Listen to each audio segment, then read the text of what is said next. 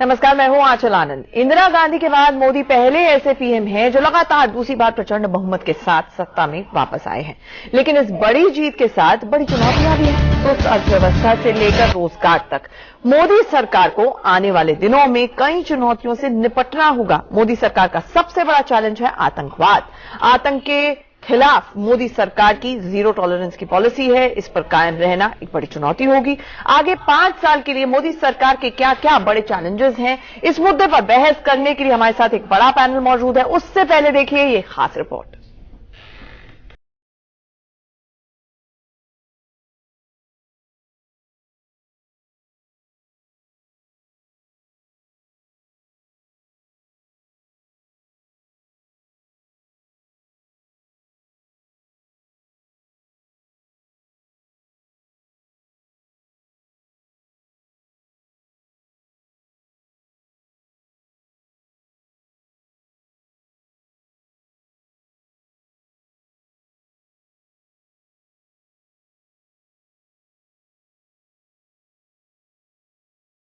सामान्य नागरिक की भावना भारत के उज्जवल भविष्य की गारंटी है। महाविजय के बाद प्रधानमंत्री नरेंद्र मोदी ने अपने पहले संबोधन में यही दोहराया कि उनकी ये जीत देश के उज्जवल भविष्य की गारंटी है। नरेंद्र मोदी ने जनता को ये भरोसा दिलाने की कोशिश भी की कि दूसरी बार मोदी सरकार उनकी उम्मीदों पर खरी उतरेगी। जनता ने जो प्रचंड बहुमत बीजेपी को दिया है, अब मोदी पर उस बहुमत का मान रखने की जिम्मेदारी है। लेकिन सबसे बड़ी जीत के साथ सबसे बड़ी चुनौतियां भी मुंह बाए खड़ी हैं। नरेंद्र मोदी को देश के अच्छे दिन लाने के लिए इन चुनौतियों से पार पाना जरूरी है। पहली चुनौती सुस्त अर्थव्यवस्था। मोदी सरकार के सामने सबसे पहली चुनौती सुस्त अर्थव्यवस्था है। अर्थव्यवस्था में सुस्ती का आलम यह है कि देश के औद्योगिक उत्पादन में गिरावट आ गई है। महंगाई दर बढ़ी है और इस वित्त वर्ष में जीडीपी वृद्धि दर अनुमान से कम रहने के बारे में कहा जा रहा है। ऐसे में अर्थव्यवस्था को ट्रैक पर लाना मोदी के लिए सबसे बड़ी चुनौती होगी।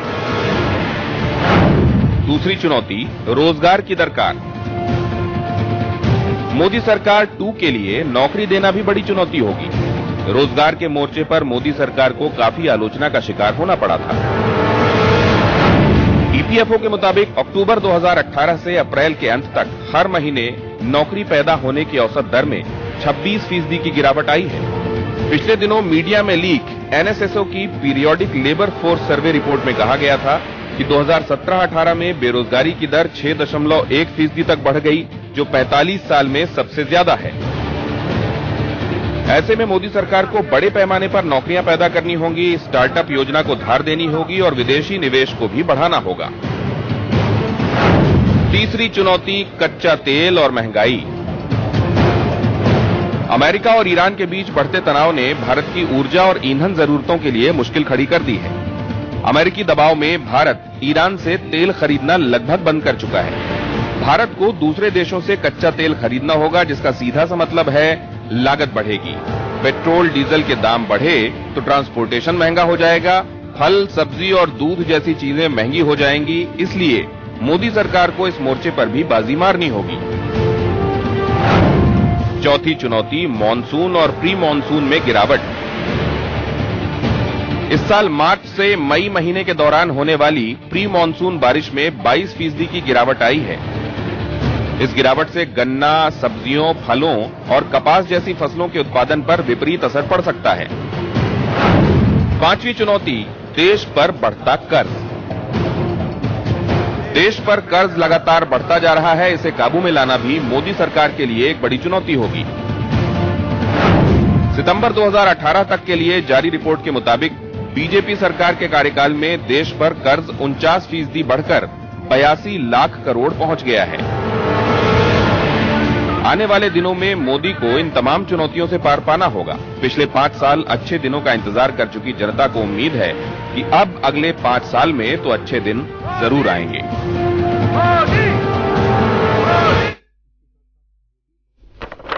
हमारे साथ एक बड़ा पैनल जुड़ रहा है, उनका इंट्रोडक्शन करा देते हैं। हमारे साथ विजय कौशिक जी पॉलिटिकल एनालिस्ट है, वो जुड़ रहे हैं। अनिर्बान बनर्जी टीएमसी के लीडर हैं, वो जुड़ रहे हैं। मेरे वरिष्ठ सहयोगी Manish Awasthi chief political editor हैं इंडिया न्यूज के, वो जुड़ रहे हैं।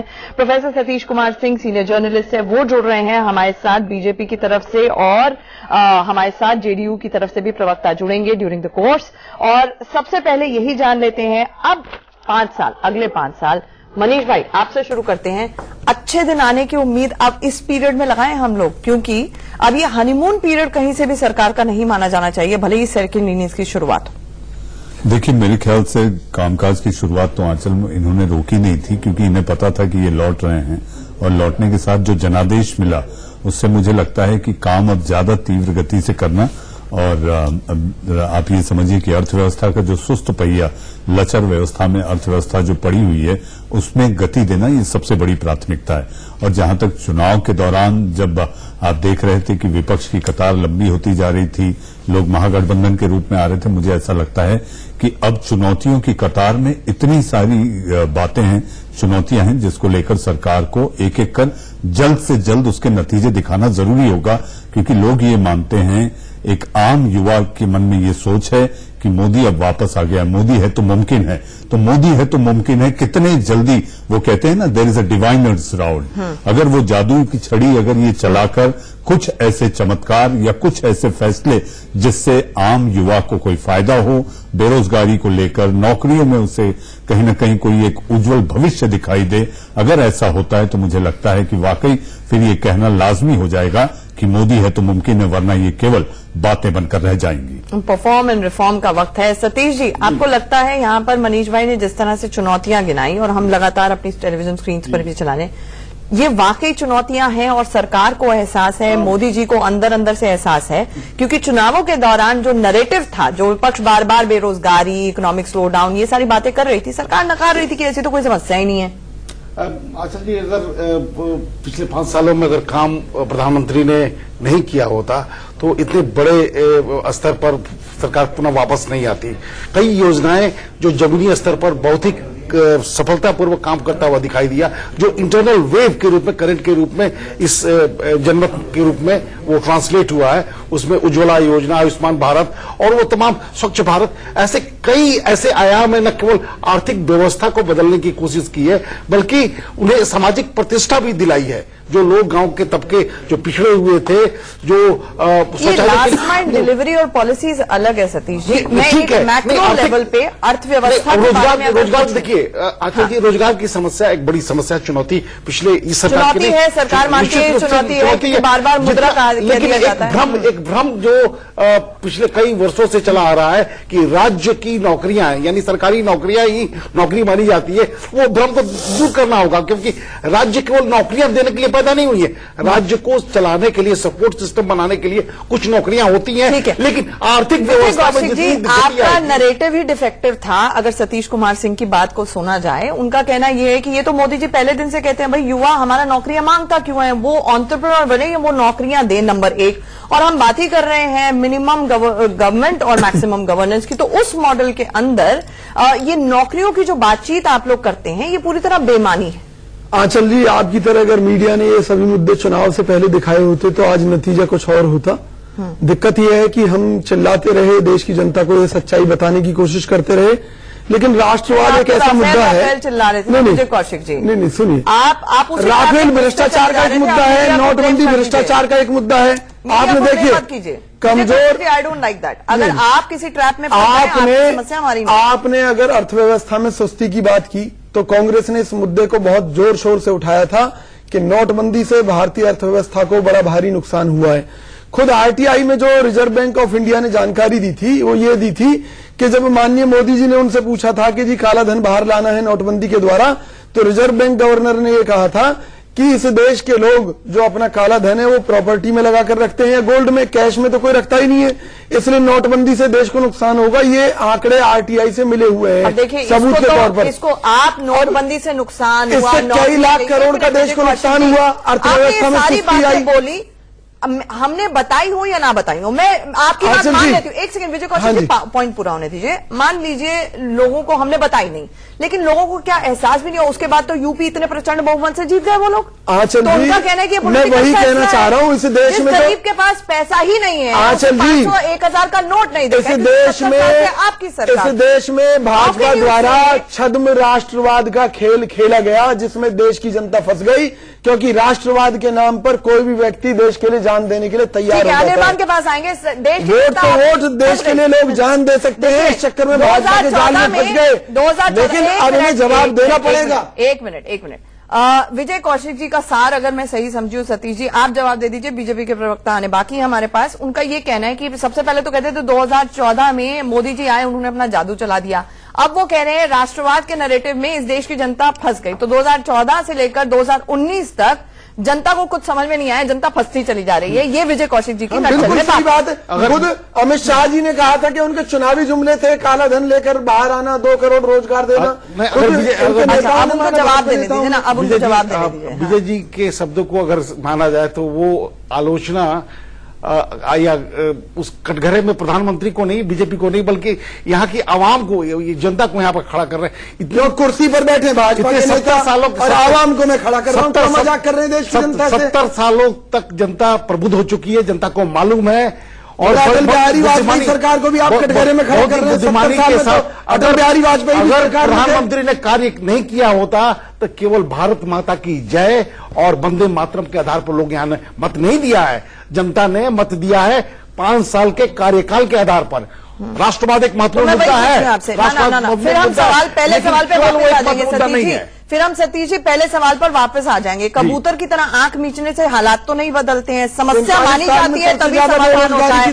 क्या अर्थव्यवस्था, क्या आंतरिक सुरक्षा, ये बड़ी बड़ी चुनौतियां हैं या नहीं है? आर्थिक व्यवस्था का प्रगति दर देखिए, पिछले यूपीए सरकार में जो दर था उससे कम से कम क्या बेरोजगारी समस्या है? इतने बड़े देश में बेरोजगारी समस्या है, किसानों की आत्महत्या समस्या है। जिस मुद्रा योजना की बात करते हैं फेल हो चुकी है, 14,000 करोड़ रुपए से फंस चुका है। ये मालूम है, मजबूत सरकार है, डिलीवरी वाली सरकार है। किसानों की आय दुगनी करने का वादा करते थे, किसानों की आय योजना है ही नहीं। एक मिनट, अनिर्बान का रिएक्शन लेते हैं। Anirban, the fact of the matter is, यहां पर केंद्र में जिस तरह का नैरेटिव कांग्रेस कहने की कोशिश कर रही थी, वही ममता जी की रैलियों में सुनाई देता था। ममता जी भी कहती थी चौकीदार चोर है, ममता जी भी राफेल की बात छेड़ती थी, ममता जी भी बेरोजगारी की बात छेड़ती थी, लेकिन कुछ भी चला नहीं। ऐसे में आपको लगता है, सरकार तो कहती है ऑल इज वेल, कोई समस्या ही नहीं है, लेकिन आप बार बार ऑल इज वेल को, मतलब पूरे के पूरे तमाम इश्यूज को वेल के अंदर ही ढकेल देते हैं। देखिए 2014 में जब बीजेपी पावर में आई, उनके मैनिफेस्टो में जितने भी पॉइंट्स थे सब डेवलपमेंट के पॉइंट्स थे ज्यादातर, वो नौकरी, बेरोजगारी, महंगाई एक्सेट्रा। जब 2019 आया तो देखा गया कि गवर्नमेंट के जो इंस्टीट्यूशंस है उनके तथ्यों के मुताबिक गवर्नमेंट ने महंगाई के बारे में, बेरोजगारी के बारे में, ease of doing business etcetera जो भी किया या नहीं किया, कुछ भी काम नहीं हुआ है। स्टैटिस्टिक्स कह रहा है कि बेरोजगारी 45 ईयर्स में सबसे ज्यादा है, महंगाई तो आपको पता ही है, वोट कंप्लीट होते ही पेट्रोल डीजल का दाम बढ़ गया है। अब देखिए राष्ट्रवाद के नाम पे, धर्म के नाम पे पूरे देश में वोट हुआ है, लोगों ने मोदी जी पर विश्वास रखा है, बहुत चीज सही है, लेकिन धर्म के नाम पे और राष्ट्रवाद के नाम पे पेट तो भरने वाला है नहीं। तो इन द लॉन्ग टर्म अगर गवर्नमेंट बेरोजगारी के बारे में कुछ करता नहीं है, महंगाई के बारे में कुछ करता नहीं है, पेट्रोल के दाम अगर 100 रुपए हो जाते हैं, तो यही जनता यही गवर्नमेंट से विश्वास उठा लेगा। तो विरोधी जो कहते आ रहे हैं वही कहते रहेंगे, क्योंकि ये तो असल मुद्दा है ना। आपको खाना है, आपको कपड़े पहनना है, आपकी सड़कों पर छत चाहिए, ये सब अगर आप नहीं मिलता, धर्म के नाम पे, राष्ट्र के नाम पे कितने वोट मांगोगे? ये ज्यादा दिन चलने वाला नहीं है। गवर्नमेंट को सही काम करना है और ये सब मुद्दों पे ही काम करना है। सिर्फ सेना के नाम पे आप हमारी झोंक पर दो, ये ज्यादा दिन चलेगा नहीं।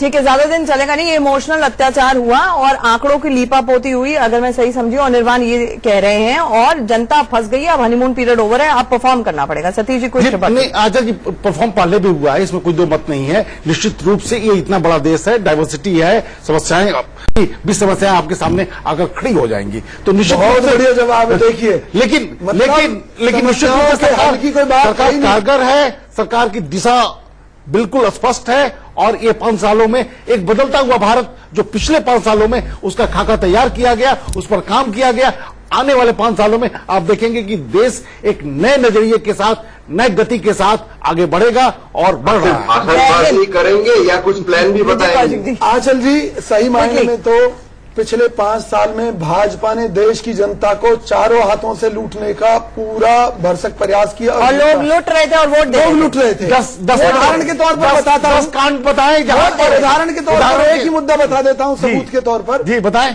पेट्रोलियम पदार्थों में जो लूट की गई पेट्रोल डीजल में, वो अपने आप में एक रिकॉर्ड है। कांग्रेस सरकार में जो क्रूड ऑयल के रेट थे वो $140 प्रति बैरल तक पहुंच गए थे, फिर भी 70 रुपए लीटर पेट्रोल दिया गया। आपको शासन में आज $65 प्रति बैरल कह रही है, फैक्चुअली करेक्ट पोजीशन है। आपने करंट अकाउंट डेफिसिट को भरने में सारा काम किया, आपने अपनी बुक सुधारने के अंदर सारे के सारे जो जनता को ट्रांसफर पैसा बेसिकली गवर्नमेंट जो है वो प्रॉफिटियर कर रही थी आम जनता की मुसीबतों के ऊपर। बिल्कुल दुनिया भर में ये कोई भी पेट्रोल, डीजल और ऑयल का मॉडल नहीं है। वह गवर्नमेंट मेक्स प्रॉफिट और आप पैसों को रैशनलाइज नहीं करते हैं, जबकि अंतर्राष्ट्रीय स्तर पर पैसे बहुत कम है। मतलब वो जरिया बना लिया गया था और उसके बदले ही लोगों के अंदर लॉलीपॉप्स और कैंडीज बांटे और एक और बहुत सारे इकोनॉमिक पॉइंटर्स के ऊपर हम बात करेंगे। हमारे साथ बीजेपी के प्रवक्ता भी जुड़ेंगे। एक छोटे से ब्रेक के लिए यहां पर रुक रहे हैं, जल्द लौटते हैं।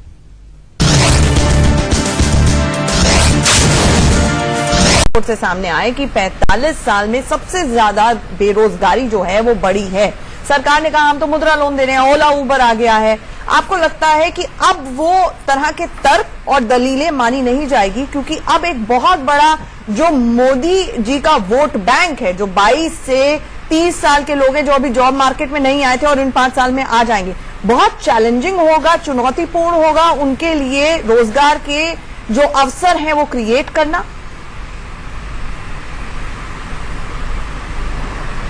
बिल्कुल सही कह रही है आप कि 2014 के पार्लियामेंट इलेक्शन में भी कुछ इस तरह के वादे थे और तवक्को यही थी, सबकी ख्वाहिश थी कि वो पूरा हुआ, लेकिन उसमें बहुत हद तक पूरा हुआ, लेकिन कंप्लीट नहीं हो पाया।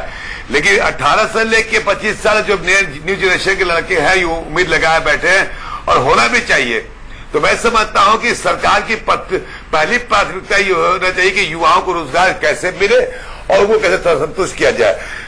जॉब क्रिएट करना इस सरकार का बहुत बड़ा एक दायित्व बनता है और प्रधानमंत्री को भी मालूम है कि बीजेपी के नेताओं को भी मालूम है, सबको मालूम है कि युवाओं का बहुत बड़ा रोल रहा है इस सरकार की पूरा वापसी में। तो मैं समझता हूं कि इसको इग्नोर नहीं किया जाता है और इसकी जो भी मान तो रहे हैं, कह रहे कि हमारी पहली प्राथमिकता ये है और ये हम करने जा रहे हैं। बहुत हद तक काम पिछले सत्र में हुआ था, अब आगे का काम और बढ़ा जाएगा। मजाक करने का इन्हें पूरा हक है और वो कर रहे हैं देश की जनता के साथ मजाक, पिछले 5 साल भी करते रहे। मैं आपको बता दूं, जब ये लोग विपक्ष में थे तो एफडीआई का विरोध करते थे, 49% एफडीआई का भी विरोध इन्होंने किया। लेकिन सत्ता में आने के बाद में जब ये रोजगार नहीं दे पाए, कहीं ने कोई उम्मीद नजर नहीं आई, इन्होंने एफडीआई को भी 100% बढ़ा दिया। मतलब 100% एफडीआई के भी रास्ते इन्होंने खोल दिए विदेशी निवेश के। और अब आप बता रहे थे कि ओला उबर को भी ये लोग व्यापार और दूसरी चीजें, आखिर ये चाहते क्या हैं? कभी कहते हैं कि पकौड़े का व्यवसाय करो, कभी कहते हैं नाले की गैस से पकौड़े तैयार करो।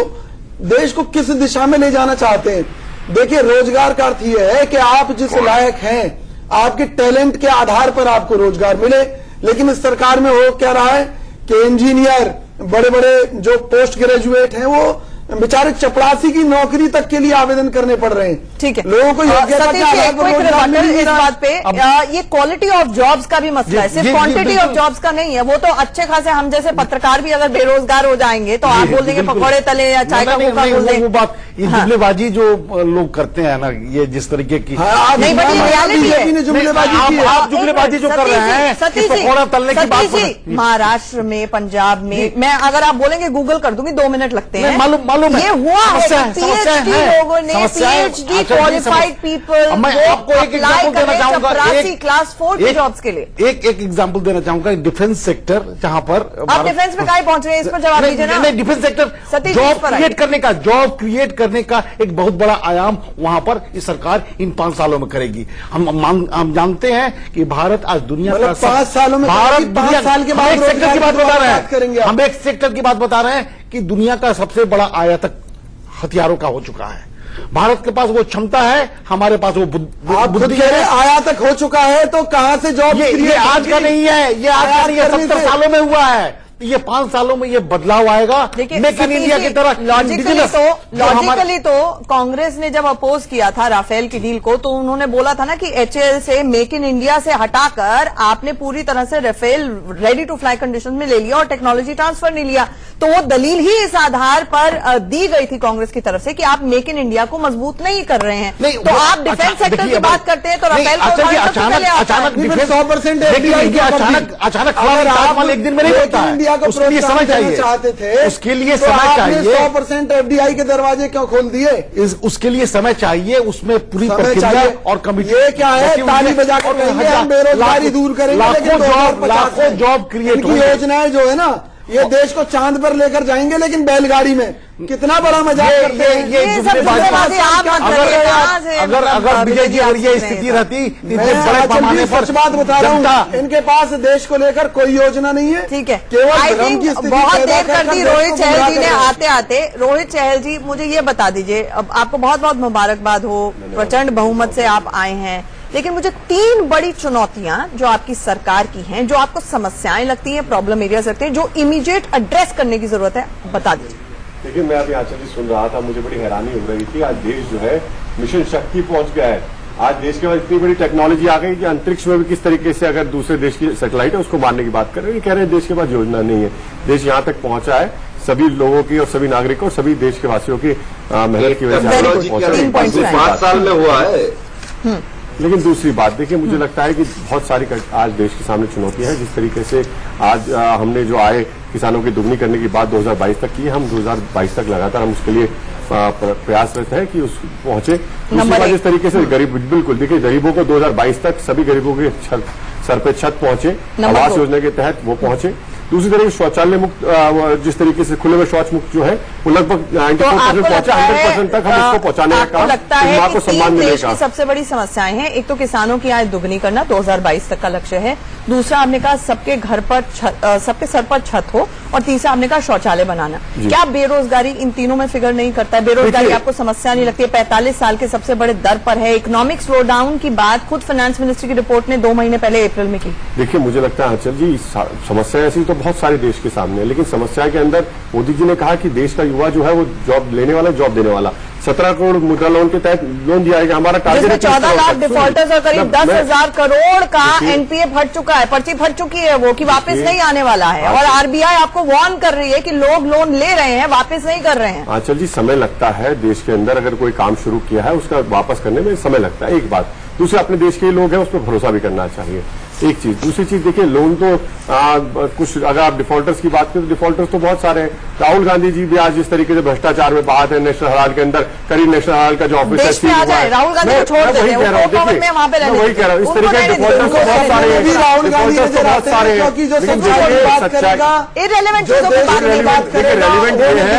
रेलिवेंट ये है कि देखिए, देश की जनता ने मोदी जी पे दोबारा पुनः भरोसा किया। अगर देश में विकास नहीं हुआ होता, डेवलपमेंट नहीं होती, सबका साथ विश्वास नहीं हुआ होता, तो इतना % बहुमत भारतीय जनता पार्टी नहीं आती। सब्ज बाग वाले मोड में अभी भी सरकार है, या उच्च स्तर पर ये इस बात को लेकर कि हाँ, और खासतौर से अमित शाह जी को, हमें नहीं पता है, आज मंत्रिमंडल का पूरी ऐलान होगा कि किसको क्या पोर्टफोलियो मिल रहा है। अगर अमित शाह को सरकार में लाया जा रहा है और फाइनेंस की बहुत बड़ी, फाइनेंस मिनिस्ट्री देने की बहुत बड़ी चर्चा चल रही है, तो उसकी वजह यही है कि सबसे बड़े ट्रबल शूटर की भूमिका में है, और वहां पर जरूरत है, क्योंकि इकोनॉमिक स्लो डाउन आपके सामने मुंह भाई खड़ा है, जिसको इमीडिएट एड्रेस की जरूरत है। देखिए, चुनौतियां हजार हैं। 54 पन्नों का इनका जो संकल्प पत्र था, रोहित 54 पन्नों का ही था ना जी? हाँ, 54 पन्नों के संकल्प पत्र में जो बातें कही गई हैं, उसमें नीति, नियत, ये दोनों अगर इनकी वाकई जो लिखा गया है, अगर उस पर अमल करेंगे तो नीति, आप ये देखिए कि नीति ये है, सबसे पहले आपको करना है, एक तो स्पष्ट बहुमत वाली सरकार है। आपके पास नानुकुर के लिए कोई जगह नहीं है कि अरे हमें वो साथ नहीं दे रहा, हमें ये साथ नहीं दे रहा। सारे फैसले 353 साथ जाहिर सी बात है, आप बल्कि राज्यसभा में भी मेजोरिटी में थोड़े टाइम में आ जाएंगे, और अगर उस हिसाब से देखा जाए तो आपको कोई बिल भी पास कराने में या कोई कानून लाने में सारी बातें तो ये कैबिनेट में सारे करके चीजों को इतनी गति दे सकते हैं कि जिस गति से आसमान में छेद कर ऊपर इन्होंने अंतरिक्ष में जो कारनामा किया है उसको लेकर अगर वो आसमान में कर सकते हैं तो जमीन पे धरातल पे आप क्यों नहीं ये सारी समस्याओं का निवारण करने के लिए जल्द से जल्द कोई काम करते हैं। इसके साथ साथ चुनौती अपने सहयोगी दलों के मानवबल की भी है। नीतीश कुमार बैठे जरूर थे, सैयद साहब एक चीज ध्यान रखिए सांकेतिक तौर पर बैठे थे, लेकिन मन में आप देखिए मनमुटाव साफ उनके चेहरे पर दिखाई दे रहा था कि एक मंत्री पद दिया जा रहा, नहीं हो रहा। बात आती है राष्ट्रवाद को लगातार इसे जिंदा रखना, हमारे पड़ोसियों से बेहतर रिश्ते रखना, विदेश नीति, तो समस्या एक नहीं हजार है, लेकिन सबसे पहले जो संकल्प लिया है वो संकल्प पूर्ति ही इनका लक्ष्य होना चाहिए। एक चीज ये होती है साइकोलॉजिकली हमें पता है कि ये समस्या है, उसको एड्रेस करने की जरूरत है, लेकिन इस स्टेज के ऊपर अगर एक्सेप्ट कर लिया, जैसे चुनावों के दौरान अगर आप एक्सेप्ट कर लेते बेरोजगारी समस्या है तो कांग्रेस तो और ज्यादा मुसीबतें खड़ी कर देती, तो ये माना ही नहीं गया। लेकिन अंदरूनी तौर पर क्या ये सरकार जान रही है, समझ रही है? रोहित चहल कोई कमेंट, फिर उसके बाद अनिर्बाण पे पटल देंगे। देखिए आंचल जी, मनीष जी ने बिल्कुल सही कहा, जो हमारे संकल्प पत्र में जो भी हमने वादे किए हम पूरा करने का हमारा लक्ष्य। रोजगार पे कोई क्लैरिटी नहीं है उसमें, मैंने पढ़ा था वो रोजगार नहीं, उसमें लिखा कंटिन्यूटी एंटरप्रेन्योरशिप आगे बढ़ाए जाएंगे। देखिए मैंने बिल्कुल कहा 17 करोड़ का है और हम 30 करोड़ तक किस तरीके से युवाओं को मुद्रा लोन के तहत, और आप मानते हैं कि हम नहीं कहते सब कुछ अच्छा हो गया, बहुत कुछ करने की जरूरत आज देश के अंदर है और उसी को लेकर हम आगे बढ़े। और एक मजबूत सरकार देश के अंदर है, हमारे देश के अंदर नेता के बाद नेता भी है, नीति भी है और नीयत भी है। अनिर्बाण, ये इसीलिए शायद केंद्र सरकार ममता जी को स्पीड ब्रेकर दीदी भी बुलाती थी कि आप अगर तमाम इकोनॉमिक इंडिकेटर्स के लिहाज से देख लीजिए और जहां जहां पर भी वहां पर भी वोटिंग हुई है वो पैटर्न्स के हिसाब से देख लीजिए, तो बेरोजगारी की वहां पर भी समस्या है, आप लोग उसको नहीं एड्रेस कर पा रहे हैं बल्कि केंद्र की तरफ उंगली उठा रहे हैं, तो ये नहीं चलेगा, ये डबल स्टैंडर्ड्स नहीं चलेंगे। देखिए 100 दिन का जो काम का स्कीम है उसमें पश्चिम बंगाल 1 नंबर पे है। उसका जो गवर्नमेंट स्कीम कन्याश्री है वो यूनाइटेड नेशंस का वो उसको अवार्ड मिलता है। तो इसके बाद आप देखिए केंद्र सरकार के पास जो पैसा आता है वो राज्य सरकार से जाता है। अब पश्चिम बंगाल अगर 100 रुपए देता है तो वापस मिलता है 35 रुपए, तो बाकी 65 रुपए अगर केंद्र सरकार के पास रहता है तो रिस्पॉन्सिबिलिटी ज्यादा किसका है? राज्य सरकार के पास। जितना भी वो कोशिश कर रहा है, अगर आपको लगता है ठीक नहीं, ठीक है, वहाँ काम नहीं है, जॉब नहीं, इस पर आप बहस करो, ऐसा कुछ तो वो बीजेपी ने इलेक्शन के टाइम में किया नहीं, सिर्फ काम कब्रिस्तान सत्तान ऐसा करता गया। अगर यही मुद्दों पर उनको बहस करना था तो इलेक्शन से पहले करते, वो नहीं किया। राष्ट्रवाद के नाम पे, धर्म के नाम पे ये एक मैं आपसे इंडिविजुअली और इंडिपेंडेंटली ये जानना चाहूंगी। रोहित चहल जी इलेक्शन नतीजे आने से पहले भी हमारे साथ जुड़ते थे, जब भी बेरोजगारी का मुद्दा होता था वो मुद्रा लोन की बात करते थे, लेकिन आज वो कह रहे हैं कि हाँ अगर ये समस्याएं हैं तो हमने ये कभी नहीं क्लेम किया कि सारी समस्याएं दूर हो गई हैं, वक्त लगेगा और हम आगे काम करने के लिए तैयार हैं। तो इस तरह के आंकड़े जब सामने आ रहे हैं, चाहे वो बेरोजगारी की दर 45 साल में सबसे ज्यादा हो, चाहे वो ऑटोमोबाइल इंडस्ट्री बिल्कुल धराशायी पड़ी हुई हो अप्रैल के महीने में, फेस्टिव सीजन में कोई सेल नहीं हुई हो पिछले साल, या फिर रूरल डिस्ट्रेस का ये आलम हो, लोग कार बाइक खरीद नहीं रहे हैं, पूरी तरह से लोग बाहर खरीदारी नहीं करे, कंजम्पशन डाउन हो गई है। आंचल जी, मैं आप पूछे इनसे, मैं अगर इतनी बुरी स्थिति आंचल जी होती जिस साफ बिल्कुल ही दिखा रहे हैं कि अंधकार छाया हुआ देश के अंदर, तो आज ये मैं कह रहा हूँ ये परिणाम नहीं आते देश के अंदर, ये बहुमत नहीं देते ममता जी, इतना बड़ा एक बात बताइए। देखिए इस आपके बहुमत को कोई डिनाई नहीं कर रहा है, लेकिन ये इकोनॉमिक फाइनेंस मिनिस्ट्री की इकोनॉमिक स्लोडाउन की रिपोर्ट है, सीएमआई की रिपोर्ट है, मैं आपको दिखा देती हूँ, मेरे पास आंकड़े हैं। 16% ग्रोथ हुई है मेरे पास आंकड़े हैं और उसमें ये भी कहा जा रहा है, बहुत सारे इकोनॉमिस्ट कह रहे हैं कि ये डेटा कहीं चाइनीज मॉडल पे तो फजिंग नहीं हो रही है, तो ये भी सवाल उठ रहे हैं। लेकिन इसके बावजूद मैं सिर्फ ऑफिशियल डेटा जो कि फाइनेंस मिनिस्ट्री का है उसके हिसाब से जा रही हूँ, चाहे ऑटोमोबाइल इंडस्ट्री की बात हो, रूरल डिस्ट्रेस की बात हो, चाहे वो इकोनॉमिक स्लोडाउन की बात हो। I am just going by the ministry. नहीं ठीक है आंचल जी, अगर देखिए रूरल डिस्ट्रेस की जो बात करती है तो रूरल डिस्ट्रेस का डिफिनेशन क्या? अगर गांव में चले जाए, भारत के गांव में, अलग अलग राज्यों के गांव में चले जाए और उन लोगों से बातचीत करें तो आपको खुद ब खुद इस प्रश्न का उत्तर मिल जाएगा कि रूरल डिस्ट्रेस पिछले 5 सालों में बहुत कम हुआ है। कम कैसे हुआ है? मनरेगा के अंदर लोग ज्यादा काम मांगने लगे हैं।